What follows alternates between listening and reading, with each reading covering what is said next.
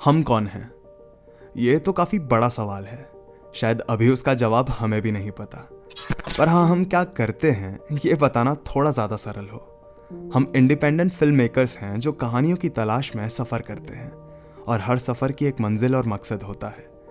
कभी मंजिल तक ना भी पहुँचें तो कोशिश यही रहती है कि मकसद ज़रूर पूरा हो जाए। मकसद की बात करें तो शहर में रहकर कॉर्पोरेट जॉब करने वाले लोग पहाड़ों में जाने का मकसद नहीं, सिर्फ बहाना ढूंढते हैं। हमने हाल ही में अपनी लाइफ का एक बहुत बड़ा डिसीजन लिया। ये भी कोई पहाड़ से कम नहीं था। हमारा फिल्म मेकिंग का पैशन भी एक पहाड़ ही है, और इस पहाड़ का सफ़र करना, ऊपर से एक डॉक्यूमेंट्री बनाना भी एक पहाड़ है। पहाड़ पहाड़ पहाड़, आखिर ऐसा क्या स्पेशल है वैली ऑफ फ्लावर्स में? चलिए अब आपको वैली ऑफ फ्लावर्स का एक्सपीरियंस कराते हैं एक फिल्म मेकर के नज़रिए से।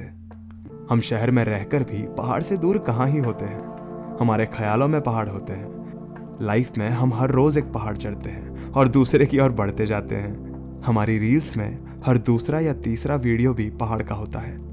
हम पहाड़ों के गाने और धुन भी गुनगुनाते हैं। हम चाहते हैं हमारे सपने भी पहाड़ से मजबूत हों, और हम एक ऐसे साथी की तलाश में होते हैं जिसके इरादे भी पहाड़ से मजबूत हों। सही कहा ना? कोई भी सफ़र, स्पेशली शहर से पहाड़ों तक का सफ़र, केओस से काम तक का सफ़र आसान कैसे हो सकता है? वैसे ही हमारी ये जर्नी काफ़ी सारे स्ट्रगल्स और चुनौतियों से भरी थी। कभी लैंडस्लाइड, कभी ख़राब रास्ते, कभी धूप, कभी बारिश, कभी बहुत तेज़ बारिश। पहाड़ों का मिजाज आखिर कौन कभी समझ पाया है?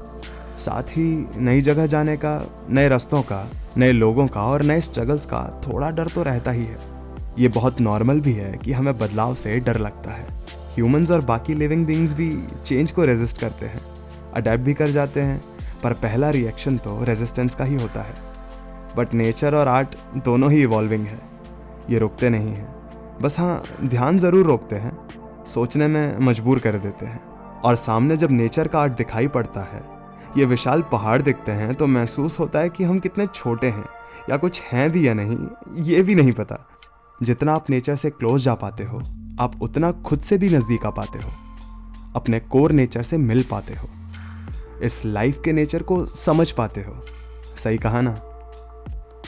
सफ़र की एक खास बात होती है कि इसमें मिलने वाले लोग, कुछ अच्छे, कुछ बुरे और कुछ बेहद अच्छे, हमें कुछ ना कुछ सिखा जाते हैं। ज़िंदगी भी तो एक सफ़र जैसी ही है ना। पहाड़ों में जाना और वहाँ से मेंटली वापस आना इसलिए भी कठिन होता है क्योंकि जब आप पहाड़ों में जाते हो तो अपना एक हिस्सा वहीं छोड़ आते हो। और छोड़ो भी कैसे ना, ये रास्ते जो अपना ही एक संगीत गाते हैं, ये बादल जो बस पहाड़ों को छू जाते हैं, खुले आसमां से ये चिड़िया और ये बस बहते जाने वाले झरने, ये भी तो हमसे कितना कुछ कह जाते हैं। घर से 500 किलोमीटर दूर, कभी बस, कभी टुक टुक, कभी टैक्सी और कभी पैदल चलने के बाद जब मंजिल और मकसद हमारे सामने था तो हम पूरे भरे हुए थे। कंधे भारी पर मन हल्का हो रखा था, क्योंकि इतना हार्ड ट्रैक करने की मोटिवेशन हमारे साथ ही थी। हमारी कहानी बीच बीच में रुककर इन नज़ारों को आंख भर कर देखने का मन तो बहुत था, पर नई पीढ़ी की तरह हम इतने भी एम्बिशियस नहीं थे। हमारे साथ चलने वाला ये पिट्ठू जो करीब 70-80 किलो उठाए था, हम उसके स्ट्रगल्स फूल वादियों का मज़ा कैसे ले लेते। थोड़ी इंसानियत हम में भी बाकी है। जब रास्ता कठिन लगने लग जाए तो आसपास के मुसाफिरों या फिर पहाड़ के लोगों को रुककर देख लेना चाहिए। जो लोग हमारा रास्ता आसान बनाते हैं उनके स्ट्रगल्स को महसूस कर लेना चाहिए।